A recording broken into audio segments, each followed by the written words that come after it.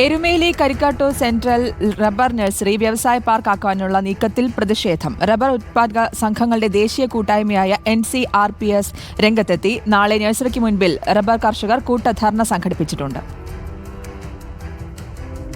Rubber കർഷകർക്ക് അത്യുൽപാദന ശേഷിയുള്ള rubber തൈകൾ ലഭ്യമാക്കുന്നതിനു വേണ്ടി റബ്ബർ ബോർഡിന്റെ കീഴിൽ 1961 തുടങ്ങിയതാണ് കരിക്കാട്ടൂരിലെ സെൻട്രൽ റബ്ബർ നഴ്സറി.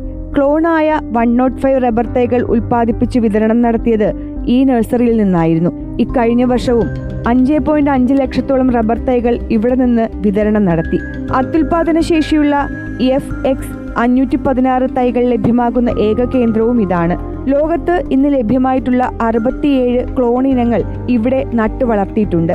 അങ്ങനെ എല്ലാ ക്ലോൺ ഇനങ്ങളും ഒരുമിച്ച് ഒരിടത്ത് കാണാൻ കഴിയുന്ന ഇന്ത്യയിലെ ഏക സ്ഥലവും മ്യൂസിയവും കരിക്കാട്ടൂർ റബ്ബർ നഴ്സറിയിലേതാണ്. ഇന്ത്യയിലെ എല്ലാ സംസ്ഥാനങ്ങളിലെയും നഴ്സറികളിലേക്കുള്ള മദർ പ്ലാന്റ് ഇവിടെയാണെന്നിരിക്കെയാണ് ഇത് അടച്ചുപൂട്ടി വ്യവസായ പാർക്ക് നിർമ്മിക്കുവാൻ നീക്കം നടക്കുന്നത്.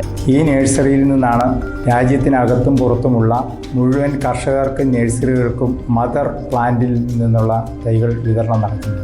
അത് നിർത്തുന്നതോടുകൂടി യഥാർത്ഥ ക്ലോൺ തൈകൾ കിട്ടുന്നതിനുള്ള സാധ്യത തന്നെ ഇല്ലാതാകുകയും കേരളത്തിലെ റബ്ബർ കർഷകർക്ക് വലിയ തിരിച്ചടി ഉണ്ടാകുന്നതുമാണ്. അതുകൊണ്ട് ഈ നീക്കത്തിൽ നിന്ന് കേരള സർക്കാർ പിന്തിരിയണമെന്നും റബ്ബർ ബോർഡിൻ്റെ ഇന്ന് നിലവിലുള്ള സ്ഥാപനങ്ങൾ കേരളത്തിൽ നിന്നില്ലാതാകുവാൻ ഈ നടപടി കാരണമാകുമെന്നും ഞങ്ങൾ ഭയപ്പെടുകയാണ്. പ്രതിഷേധ സൂചകമായാണ് ഒക്ടോബർ 1 നഴ്സറിക്ക് മുന്നിൽ റബ്ബർ കർഷകരുടെ കൂട്ടധർണ. ഇതിനുശേഷവും നീക്കത്തിൽ നിന്ന് പിന്മാറിയില്ലെങ്കിൽ സമരം ശക്തമാക്കാനും തീരുമാനിച്ചിട്ടുണ്ട്. റിപ്പോർട്ട് കോട്ടയം.